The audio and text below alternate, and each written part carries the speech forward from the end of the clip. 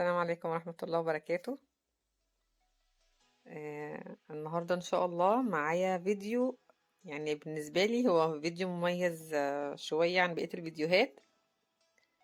دايما بقولك لو انتي متخصصة بروتين مبتدئة تعالي وكملي معايا الفيديو عشان هقولك على خطوات وتكات. لا، النهاردة هقولك لو انتي متخصصة بروتين مبتدئة تعالي وتابعي الفيديو ده عشان ان شاء الله تبقي متخصصة بروتين بروفيشنال. أرجو طبعا اللي يشوف الفيديو يعجبه إن هو يتفاعل مع الفيديو عشان أعرف يعني المحتوى نال إعجابكم ولا لأ، وإن شاء الله هينال إعجابكم. النهاردة هقول لكم تكات حلوة جدا في شغل البروتين. آه، اللي خلاني أفكر إن أنا أعمل الفيديو دوت، وإن أنا إن شاء الله هنقول فيه خطوة خطوة بالتفصيل وتكة خاصة بيا أنا بعملها.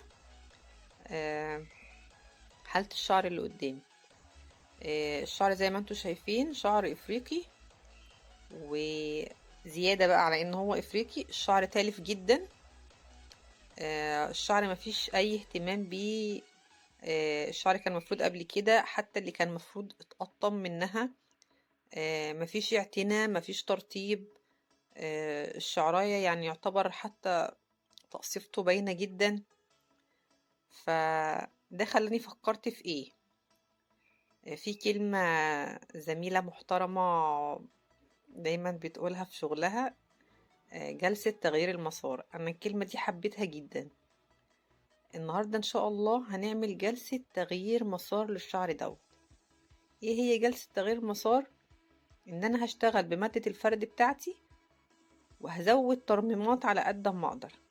هنعمل إزاي؟ فأنا مش بحط بقى يعني في الجلسة بتاعتي ديت التكية بتاعتي الخاصة بيا اللي أنا بقولكوا عليها. أنا مش هحط الترميمات على المادة أثناء التوزيع. أنا هعمل تكة تانية او هعمل تركة تانية هقول لكم عليها ايه هي. انا هنا اشتغلت لها بالكولاجين. ما حبيتش من الاول ان انا احط عليه ترميم عشان ما اقللش نسبة الفرد معاه. دي كانت فكرتي اول حاجة. لو حطيت نسبة فرد هتزود لي الترطيب، بس ممكن تقلل نسبة الفرد، وانا عايزة نسبة الفرد تبقى نسبة معقولة قوي مع الشعر دوت. ف طب واحدة واحدة بقى كده. زي ما قلنا احنا اشتغلنا بالكولاجين. آه، مش مادة حامية قوي، زي مش احماضها حامية قوي، يعني مش زي البروتين. احماض اقل وترطيب اعلى من البروتين. ان شاء الله باذن الله انا الفيديوهين دولت كده يعني في الوقت دوت هقول لكم ان باذن الله قريب جدا هيبقى المواد بتاعتي اللي انا شغالة بيها هتبقى متاحة. المكوة هتبقى متاحة، اللي محتاج شحن لأي مكان في مصر ان شاء الله هيبقى فيه شحن. بدأنا توزيع المادة عادي خالص زي أي جلسة عادية. بتبدأي من تحت، بتبعدي نص سنتي أو سنتي عن الجذور، ما تقربيش من الجذور عشان ما يحصلش قشرة أو تساقط. أهم حاجة في التوزيع إن أنا بدلك. زي ما انتوا شايفين أنا بدلك بالمشط وبإيدي مع بعض. في ناس بتحب جدا إن هي تدلك بإيديها بس من غير المشط، يعني بتوزع المادة بالفرشة وبعد كده تدلك بإيديها. انا عن نفسي بحب ادلك بالمشط وايدي. انا بحس ان المشط بيغلي المادة اكتر جوه الشعر. فدي خطوة مهمة جدا، يعني احنا قلنا طبعا اهم خطوة واول خطوة في لنجاح جلسة البروتين ان انتي غسيل الشعر. طبعا هي ما شاء الله كانت محضرة شعرها من قبلها بشهر، بتغسل بكلير الازرق كل ما بتغسل، منع زيوت منع اي دهان. وطبعا غسل قبل الجلسة على طول. نشفنا الشعر في 100% وبدأنا التوزيع. دي مرحلة بقى التوزيع، يعني هحاول اجريها شوية عشان مطولش عليك الفيديو ونشوف هنعمل ايه بعد كده.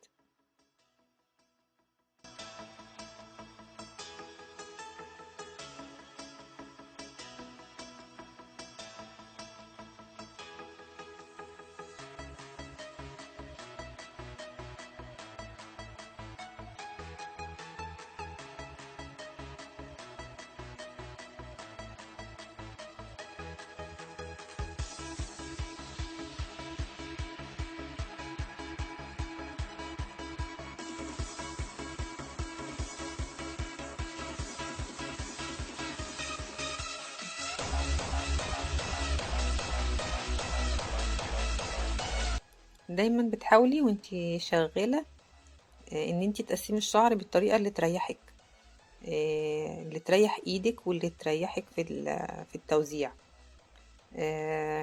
زي ما انتوا شايفين الشعر ما شاء الله من اوله متسلك معايا. لازم تكوني مسلكاه، لازم يبقى شغلك بنقول ايه، الشغل على نظيف. ما ينفعش ان الشعر ابتدي فيه شغل وهو متلعبك ومتشابك في بعضه، وهفضل طول ما انا شغاله بشد في العميله وبنتش في شعرها وانا اتعب وهي تتعب معايا.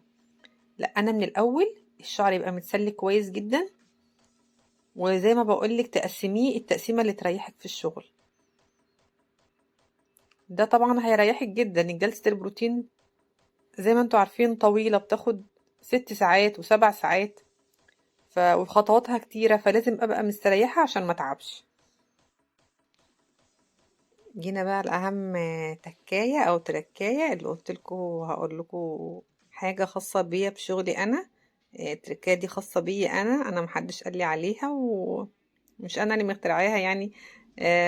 أنا وصلت لها بدماغي كده إن أنا مش عايزة أزود ترميم على البروتين أو مادة الفرد، عشان مش عايزة الشعر، يعني الشعر محتاج فرد جامد، مش عايزة أقلل نسبة الفرد. بعمل ايه؟ بسيب الشعر المدة اللي هو محتاجها، ساعة ونص ساعتين، وبعد الساعتين هجيب بقى شوية الترميمات اللي عندي وهعمل كده خليط. وهزود بقى تاني، هدلك بيه الشعر او هوزعه تاني على الشعر. انا استخدمت هنا كل الترميمات اللي عندي، الكولاجينيك والهيلثي بليكس والافرو. اي ترميم عندي مزجته على بعضه. وهتشوفوا بقى احنا هنبدأ تاني توزيع كأني بوزع مادة الفرد تاني من أول وجديد. قسمت الشعر خلاص، ومع ان هو كده الشعر خلاص المفروض قعد الساعتين بتوعه، المفروض ان انا اشطف واشتغل. لا، انا جلسة تغيير المسار، او هنعمل جلسة ترميم مكثف بقى مع الفرد. مكثف، يعني ما فيش مكثف اكتر من كده. احنا حطينا كل الترميمات اللي احنا ايه نملكها يعني. زي ما انتوا شايفين الشعر ما شاء الله بقى بعد ما قعد ساعتين بالمادة، الشعرية اختلفت معايا خالص. الشعرية يعني بقت مموجة، ما بقتش الشعرية الافريقي اللي هي السوستة. لا، فيها موجة بس الشعرية لا، ملمسها اختلف معايا خالص.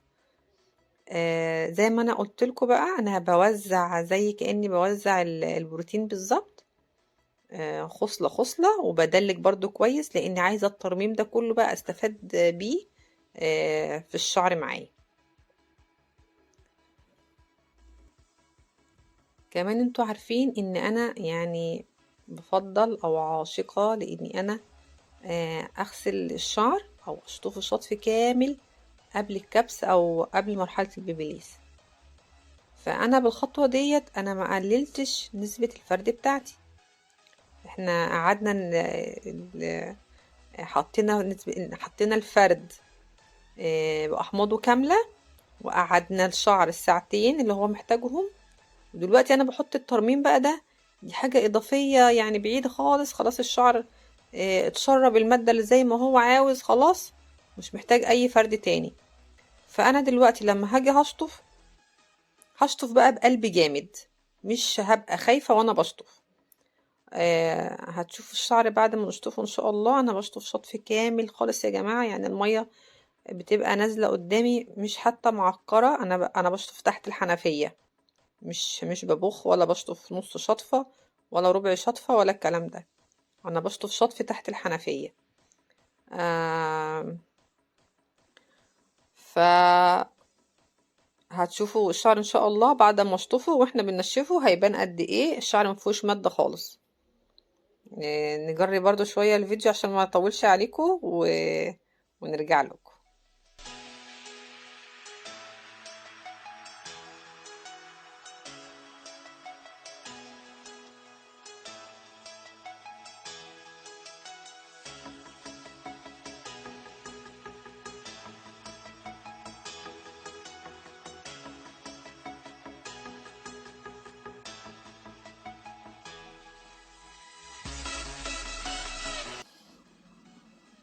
سبت الترميم على الشعر في حدود نص ساعة تقريبا.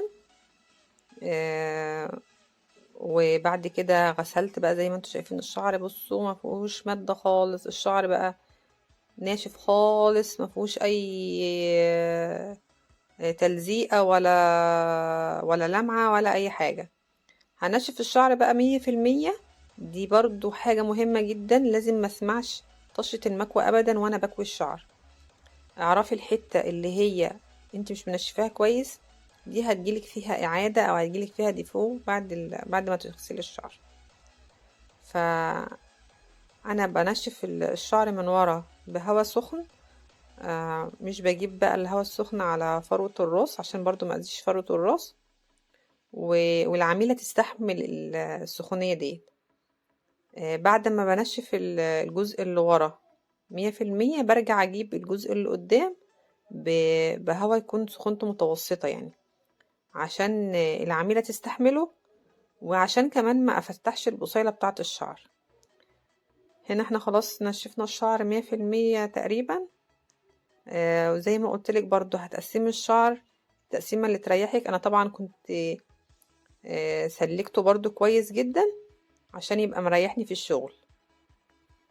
هنبدأ كبس بقى، والله المستعان نشوف النتيجة ايه. انا هنا بدأت اقسم الشعر جزئين، جزء لفوق وجزء لتحت، بحيث ان انا الجزء اللي فوق دوت خلاص امسكه بالمشبك ما اجيش جنبه، ويبقى شغلي مع الجزء اللي تحت ابقى اعرف ان انا اتحكم معاه. زي ما قلت لك تقسيمة الشعر دي على حسب ما الشعر يجي معاكي، وعلى حسب ما تستريحي، وعلى حسب ما ايدك تستريح. مرحلة الكبس طبعا باخد جزء رفيع وببدأ الكبس. بتهتمي بالتفاصيل، بتهتمي بالحاجات الصغيرة اللي تحت المنتشة الصغيرة ديت، ان انت تجيبيها كويس برضو عشان يبقى شغلك في الاخر الشعر شكله يكون لطيف، يعني ما يكونش حتة مفرودة وحتة مش مفرودة. اجيبها ازاي الحتت الصغيرة ديت من غير ما ألسع العميلة، ولا اجيب سخونية المكوى عليها؟ بايدك، يا اما تمسكيها بايدك بالمشط. المهم انا ساعات بمسك لو الشعرايه رفيعه قوي مش عارفه اجيبها، بمسكها ابرمها كده وكاني بتحايل عليها عشان اجيبها بالمكوى. المهم ان انت تعرفي تجيبيها باي طريقه من غير برضو ما تلسعي العامله، لان طبعا بتبقى دي منطقه بتبقى حساسه جدا ومش هتستحمل، مش هتكمل معاكي لو لسعتيها اساسا. تخلصي جزء برضو وتراجعي تاني على الحتت الصغيرة دي، بحيث ان الفينش بتاع شغلك كده يبقى نظيف.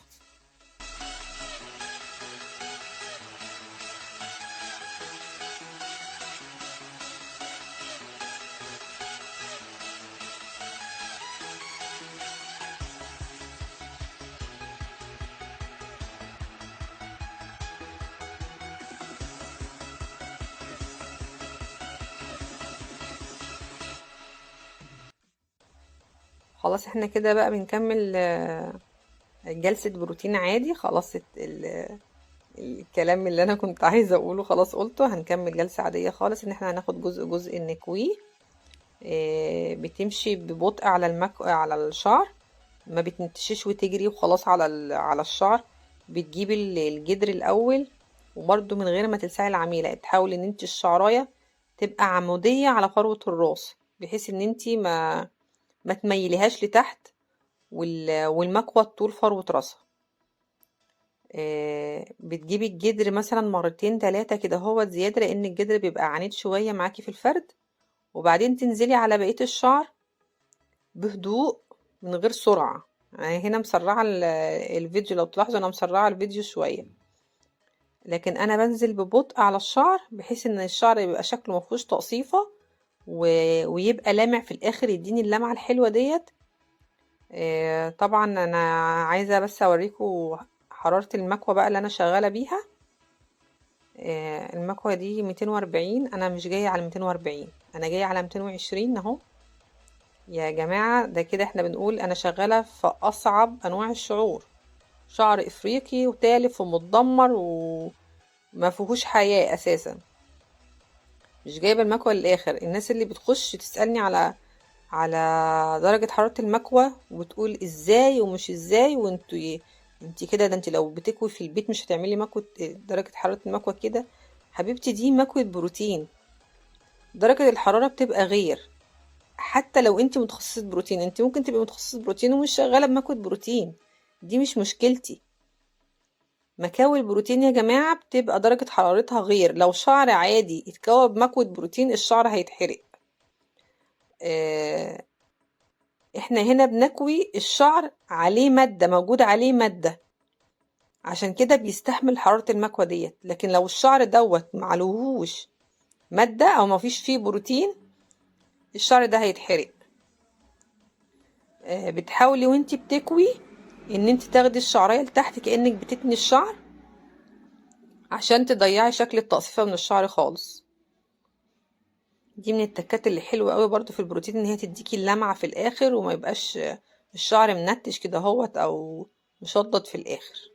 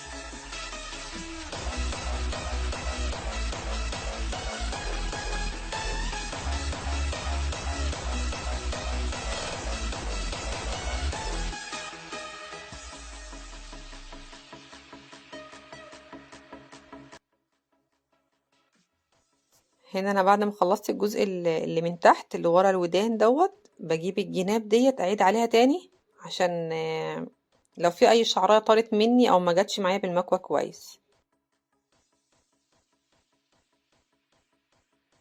بصوا الحمد لله احنا ما شاء الله خلصنا جلستنا، الحمد لله خلصنا كبس خالص. شايفين الشعرية مفرفرة ازاي يا جماعة؟ الشعرية مش ملزقة في بعضها ولا مطفية ولا الشعرية واقفة. كل ده حلاوة ان انا شطفت شطف كامل، كل ده حلاوة ان انا زودت الترميم. انا بقى هنا خلاص غسلنا الشعر بعد مرحلة الكبس، غسلته مرتين 3 بالشامبو وبعد كده بلسم وحمام كريم. هننشف بقى ان شاء الله ونشوف نتيجة الشعر. اتمنى لو استفدتوا من الفيديو او الفيديو عجبكم ان انا الاقي تفاعل في الاخر وزي ما استنى اسئلتكم هستنى لايكاتكم ان شاء الله.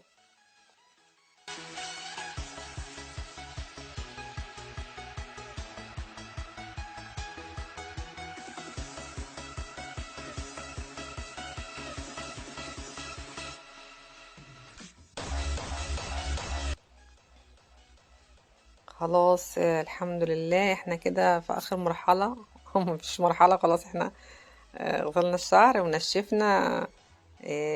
هو يفضل طبعا انه يكون هوا بارد عشان ما تظهرش معايا اي تقصيفة، بس طبعا العميلة بتبقى مستعجلة واحنا بنبقى قضينا مع بعض ساعات كتيرة قوي، فبنبقى عايزين نخلص، فبيبقى الهوا يعني سخن او متوسط يعني الى حد ما.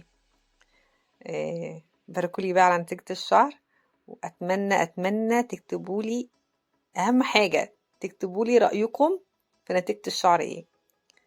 آه، حباكوا قوي لو تجيبوا شكل الشعر قبل وتشوفوا قد ايه الفرق، قد ايه اللمعة، قد ايه الانسيابية، آه، قد ايه انا حاسة بيها، هي فرحانة، انا فرحانة عن نفسي. النتيجة الحمد لله اللهم بارك. زي ما بقول لكم انا فرحانة بيها جدا. هستنى بقى منكم اي استفسار بخصوص الفيديو في التعليقات ان شاء الله.